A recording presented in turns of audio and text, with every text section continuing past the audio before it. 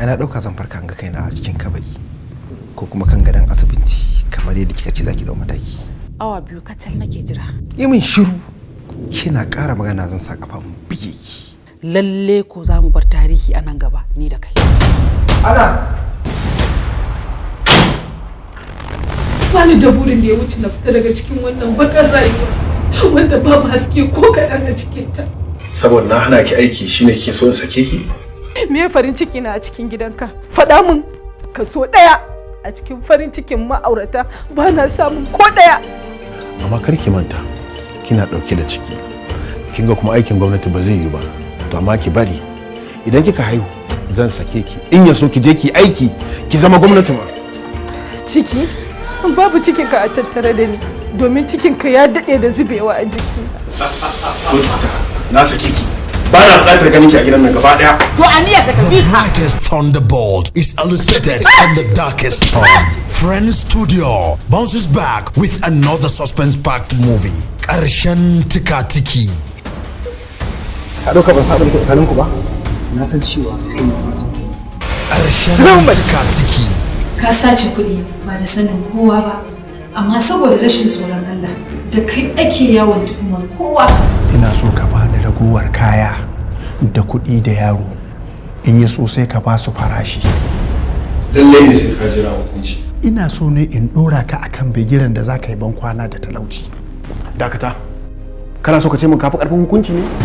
To ka je ka bi duk hanyar da za ka bi. Ina sauraron. ka kulla da ni. Ya kamata ki san cewa zuciyata ta daɗe da toshe kunnuwanta daga jin irin waɗannan kalmomin yaudarar naku da mata. A baya an sha ni, yanzu na warki. Ba za a ƙara irin wannan ba. Ina so ka rarrashe ta ka kwantar mata da hankali. Ka san da hauka da hankali gaba ɗayansa a kwakwalwarsa. Wannan ɗanyen aikin da kai ba shi da wata nasaba da kaddara ko kaɗan. Na san in ka sani ba za ka tona min asiri. Ƙarshen Tika-Tiki. Unable to cope with tension, stress and distress, he finds himself involved in jeopard wars, hazard wars and treacherous relationship. Ƙarshen Tika-Tiki. Na haɗa su da karbi yanzu ba na buƙatar duk wani wanda ba zai tunatar da rayuwa ta daga mutuwa. Suna yawan samun matsala ita da shi har dukan ta. Ƙarshen Tika-Tiki. Na farko babu kuɗin.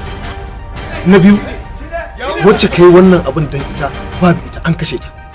Na uku bincike ya nuna cewa mutuwar ma yarinyar waɗannan kuɗin su ne suka yi sanar mutuwarta. Allah kawai guda ɗaya za ka faɗa min shine zan yarda da kai.